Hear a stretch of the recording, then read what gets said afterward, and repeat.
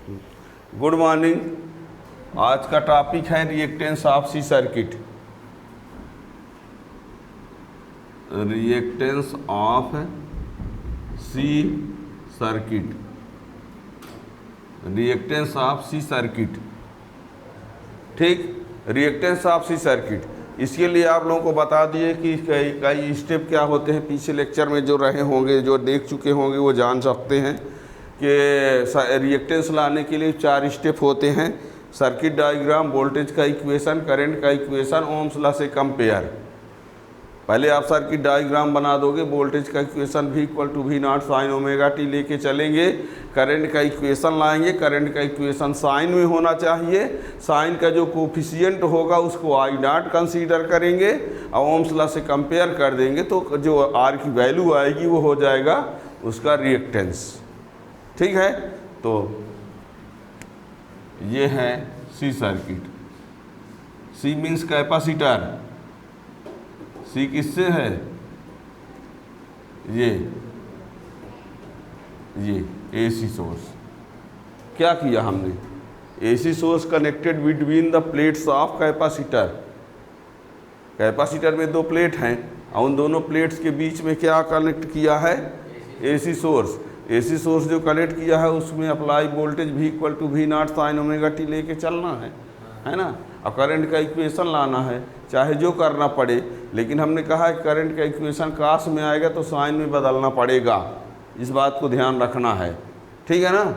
तो लिखते हैं let an AC source is connected between the plates of capacitor at any instant t। लिखिए alternating voltage is given by क्या?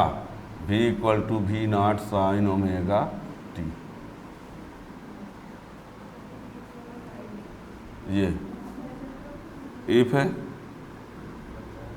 Charge on capacitor is Q, if charge on capacitor is Q, then Q = CV। चलेगा? यदि capacitor में charge क्या है? Q है, तो Q = क्या होता है?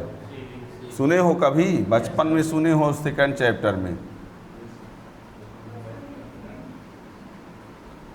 Q = CV हो गया। V की वैल्यू रख दिया, कहाँ पाया? ये रहा है। हम करना क्या चाहते हैं? करंट का इक्वेशन लाना चाहते हैं। किसका? है ना। ये किस दिन काम आएगा? देखना किस दिन काम आएगा। I = D/dt/Q। Rate of flow of charge through any conductor is called current. I = dQ/dt। इसके पहले चैप्टर में, यानी इसका पहला लेक्चर में आपने सब कुछ देखा है कि I = dQ/dt होता है। Rate of flow of charge through any conductor is called current. अब Q की वैल्यू रख देते हैं तो क्या हो जाएगा? I = D/dt और ये CV0 साइन ओमेगा टी। ठीक है। अब बताओ, CV0 कांस्टेंट है, स्वास्तिक दिख रहा है अभी? CV0 Q = CV, V की वैल्यू ये वाली। अब I = dQ/dt, Q की वैल्यू ये रख दिया, CV0 को बाहर कर दिया। खुशी आप बताओ, साइन ओमेगा टी का differential cos omega t upon omega, sorry upon नहीं होगा, इंटू होगा ना। डिफरेंशियल है तो इंटू में ओमेगा होगा, इंटीग्रेशन होता तो अपान में। चलो आप क्या कर दें? I =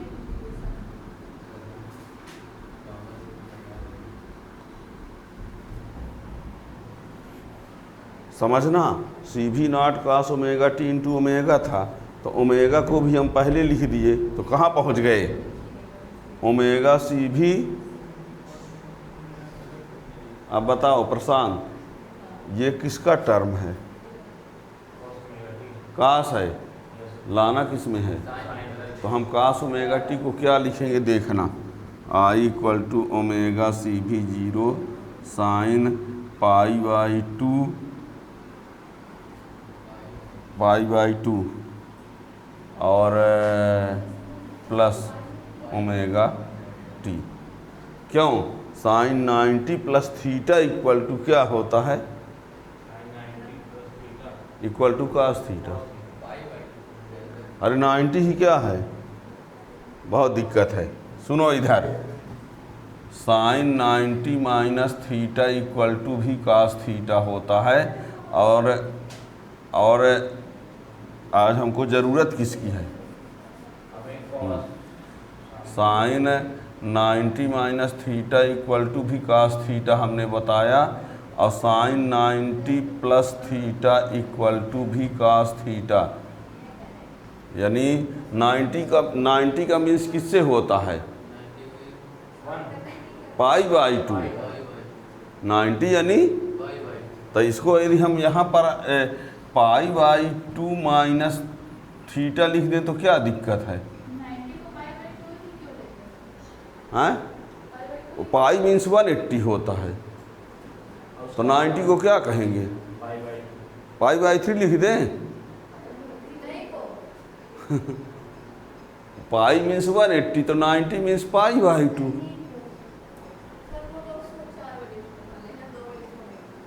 अब बताओ, इधर सुनो, sign pi by 2 minus theta किसके बदले हो सकता है? अब यहाँ पर लगता होगा ऐसा, तो sine pi by 2 minus omega T equal to cos omega T होगा, और sine pi by 2 plus omega T equal to भी कास ओमेगा टी होगा। तब आप लोगों के सामने एक क्वेश्चन होना चाहिए कि सर इनमें से कौन सा लिखे जब दोनों होता है? तो सुनो, कास ओमेगा टी के बदले में हम ये भी लिख सकते हैं, ये भी लिख सकते हैं, पर यहाँ लिखें कौन? प्लस वाला। क्यों? वजह ये है कि हमको ओमेगा टी को पहले लिखना है, पाई बाई 2 को। तो यदि ये प्लस में है, किस में है? तो हम बदल सकते हैं, लेकिन ये किस में है? तो क्या माइनस में ये रूल है कि ए माइनस बी को अपनी मर्जी से बी माइनस ए लिख दो, लेकिन ए प्लस बी को लिख सकते हो बी प्लस ए? नहीं समझ में आया? हमको इक्वेशन में ओमेगा टी पहले चाहिए और पाई बाई 2 बाद में। तो इसमें जो प्लस में है, तो यदि हम इसको लिखते हैं तो प्लस में है, तो हम अपने से मर्जी से बदल सकते हैं, लेकिन यदि हम इसको लिख देंगे माइनस वाले को, तो हम फिर ओमेगा टी को पहले नहीं लिख पाएंगे। नहीं समझ में आए? वही तो बात है। ए प्लस बी को बी प्लस ए लिख सकते हो, और ए माइनस बी को नहीं लिख सकते। हाँ, तो यहाँ पर हमको जो इक्वेशन लाना है, करंट या वोल्टेज का जो इक्वेशन होता है, वो कहाँ से शुरुआत होता है? ओमेगा टी से ना। तो पहले टर्म ओमेगा टी होना चाहिए कि पाई बाई 2। तो यदि हम ये वाला फार्मूला अप्लाई कर लेंगे तो ओमेगा टी पहले लिख लेंगे, पाई बाई 2 को, क्योंकि ये दोनों के बीच में क्या लगा है? और यदि हम इसको लिख देंगे तो ओमेगा टी पहले लिखना चाहेंगे तो माइनस हो जाएगा, इसलिए हम ये वाला फार्मूला नहीं लिखेंगे, ये वाला लिखेंगे। जबकि होने के लिए इसके जगह दोनों फार्मूले सही हैं, पर यहाँ काम कौन करेगा? प्लस वाला। इसीलिए हमने ये लिखा। आगे बढ़ते हैं। ओमेगा सी भी 0 साइन, देखो ये रहा omega T plus pi by 2 कर दिए ना। ओमेगा टी को पहले लिख दिए, पाई बाई 2 को बाद में। अब बताओ, अभी ये करंट का इक्वेशन बनने में कितना बाकी है? आप क्या करें बताओ? कहाँ पर? ओमेगा आई नॉट किसके जगह लिख दे? पूरे के जगह है ना। हाँ, तो आगे लिखो I equal to I naught sine omega T plus pi by 2 लिख दिए ना। अब बता दो कि किसके जगह लिखे हैं। ये रहा equation second, where I naught equal to क्या? Omega C V naught. इसी को क्या हम ऐसा लिख सकते हैं? बताना तो सही, ये ऐसा हो सकता है कि नहीं? कहेंगे क्यों लिखे हैं? ताकि हम ओम्स लॉ से कंपेयर कर सकें। अभी दिख रहा है कि नहीं? वहां तक पहुंचो जल्दी से।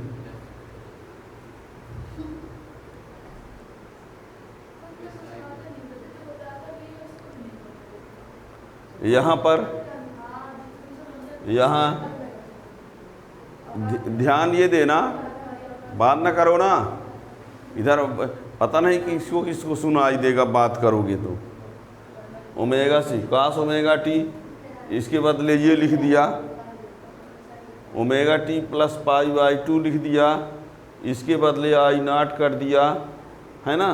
अब ये आई नॉट ये हो गया, इसी को हमने इस प्रकार कम एक्सचेंज करके लिख दिया ताकि ओम्स लॉ से कंपेयर कर सके।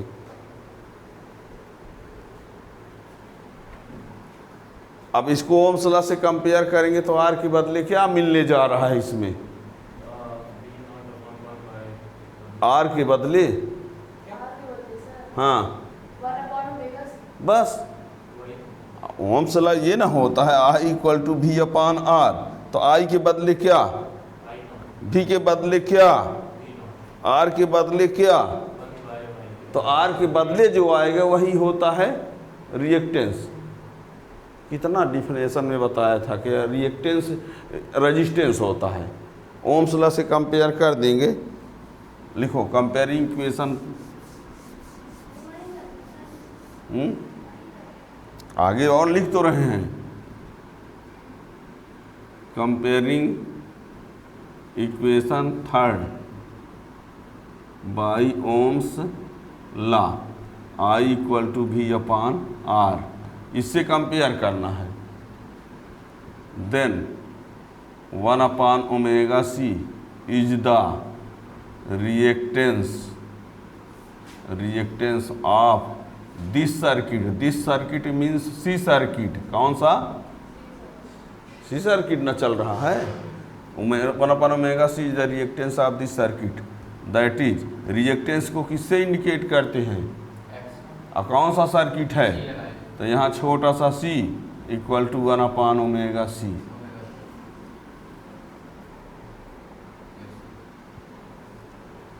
इधर का हो गया ना।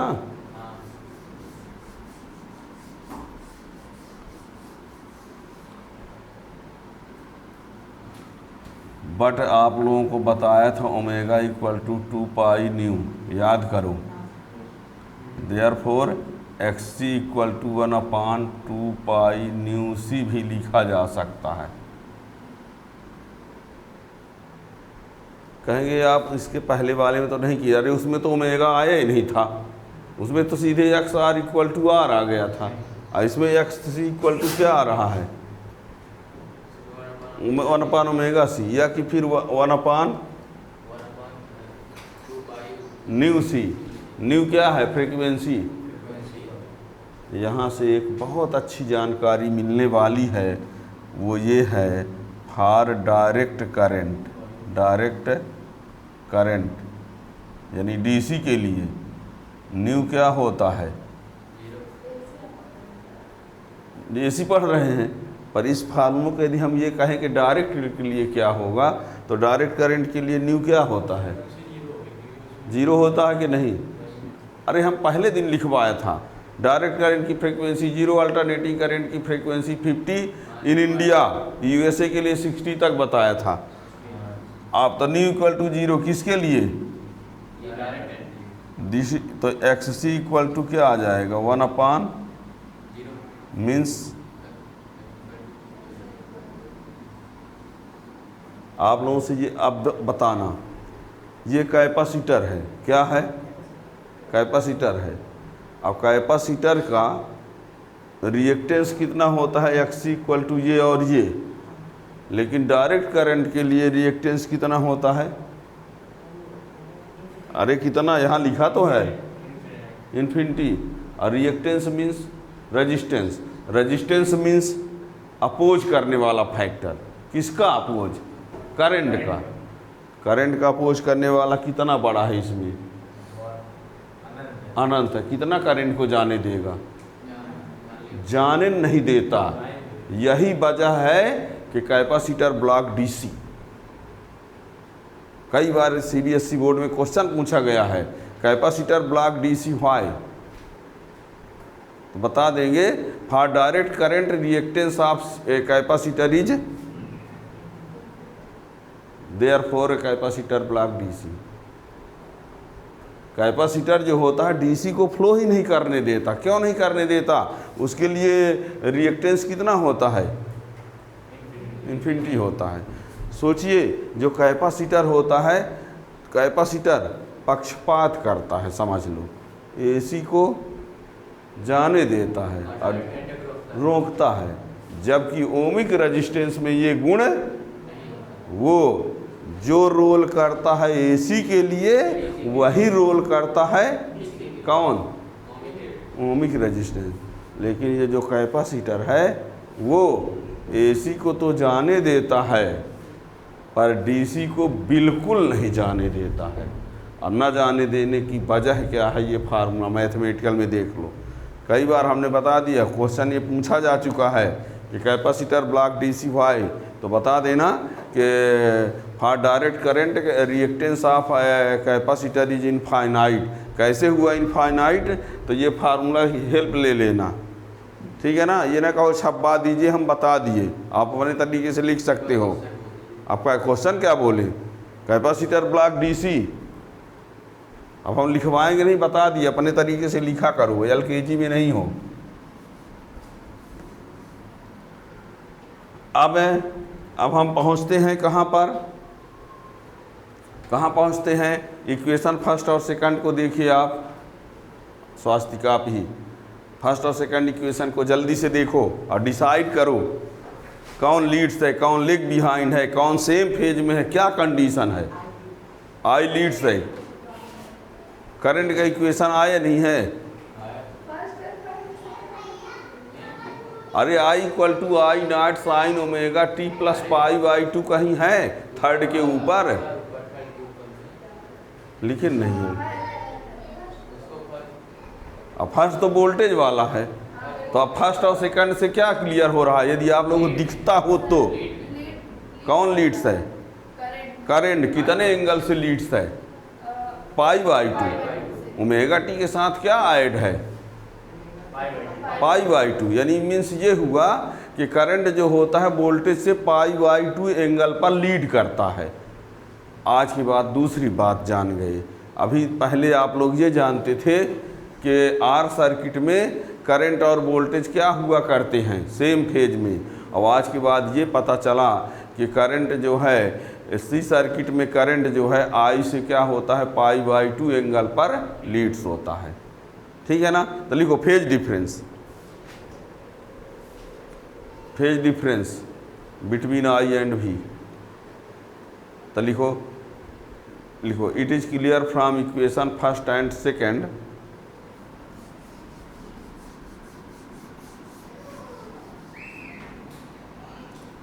Phase difference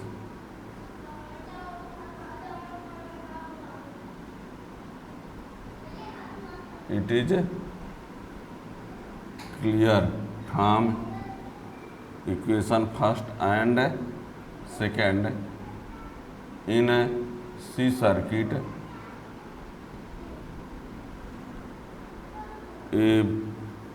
AC is leads to AB by angle pi by 2। ये ध्यान रखना, AC alternating current leads to alternating voltage कितने एंगल से?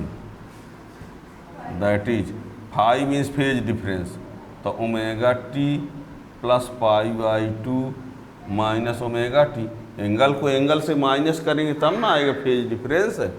तो कितना ओमेगा टी से ओमेगा टी, तो फाई कितना आया। दूसरी बात पता चल गई, और ये तो पता ही है कि यहाँ पर VL जो है I से क्या होता है, सॉरी VC जो है I से क्या होगा, लेग बिहाइंड, और I यहाँ पर ये छोटा बड़ा जो साइन हम लगा देते हैं, हाँ नहीं, ग्रेटर और स्मॉल का जो साइन लगा देते हैं उसकी मीनिंग जो है लीड्स और लेग के लिए हम यूज कर रहे हैं। इसको गलत मत समझना, गलत मीनिंग मत निकालना, है ना। हम यहाँ जो लेस और ग्रेटर का साइन लगाए हैं हम वो लीड्स और लेग बिहाइंड के लिए लगाए हैं, पहले से बताए दे रहे हैं। ये नहीं कि बाद में एक्शन ले कि सर आपने ये गलत बोला है, इसीलिए पहले से बता रहे हैं कि जो हमने ये लेस का साइन लगाया है, लेस का साइन हमने इसको लेग बिहाइंड के लिए कहा है, और यहाँ ग्रेटर का साइन जो लगाया है वो आई को लीड कहने के लिए लगाया है ना, ताकि आप लोग बाद में एक्शन ना ले कि यहाँ सर आपने गलत लिखा है। तो इसका मीन्स हमारा है VC लेग बिहाइंड का, और इसका मीन्स है आई लीड का, ठीक है ना। तो इसका यदि हम जैसे आर सर्किट में दोनों सेम थे तो दोनों को एक लाइने में बना दिए थे, लेकिन अब की बार क्या करना पड़ेगा, यदि हम इसको आई कहते हैं तो ये VC कहाँ आना चाहिए, नीचे आना चाहिए। क्यों? क्योंकि VC आई से कहाँ है, लेग बिहाइंड, और आई VC से कहाँ है, लीड्स। तो या तो ऐसा भी कर सकते हो, ये रहा, ये आई है, ये सारी, ये VC है, ये आई। क्या करना है, VC और आई के बीच एंगल कितना होना चाहिए, π/2। लेकिन शर्त ये भी है, शर्त ये भी है कि आई जो है वो VC से लीड्स होना चाहिए, इसीलिए VC के ऊपर हमने क्या बनाया है, आई। या कि ये कह दो कि VC जो है आई से लेग बिहाइंड है, तो इसीलिए हमने VC को आई से, कोई ये कह दे, हैं कृतिका आपको बता रहे हैं, आप यदि इसको आई कह दो, इसको VC कह दो है तो π/2, है तो π/2, पर ये गलत है। क्या है? क्योंकि ये किसी और बात को, ये बात तो कह रहा है कि हाँ 90 है, ठीक है, पर ये कहता है कि आई जो है वो लेग बिहाइंड है और VC जो है वो लीड्स है, जबकि हकीकत क्या है, हाँ, तो इसके लिए ये ना फिर सही होगा, या कि फिर, लेकिन ये वाला पूर्णतः गलत है, ठीक है ना। तो अब बताओ, तो हेडलाइंस में आपने इसमें क्या देखा, C के बारे में कहा जाए तो XC = 1/ωc देखा, फाई की वैल्यू क्या देखा, π/2 देखा, और VC जो है आई से क्या है, लेग बिहाइंड, VC आई से, या कि आई VC से, ये इसका हेडलाइंस है। और आर सर्किट में क्या पढ़ा था, XR = R पढ़ा था, फाई = 0 पढ़ा था, और VR और I क्या थे, सेम फेज में। तो अब तक में आप लोग इतना पढ़ चुके हैं, और आगे आप लोगों को पढ़ना पड़ेगा reactance of L circuit next video. उसके लिए चैनल को सब्सक्राइब करे रहेंगे तो नोटिफिकेशन आ जाएगा। Thank you.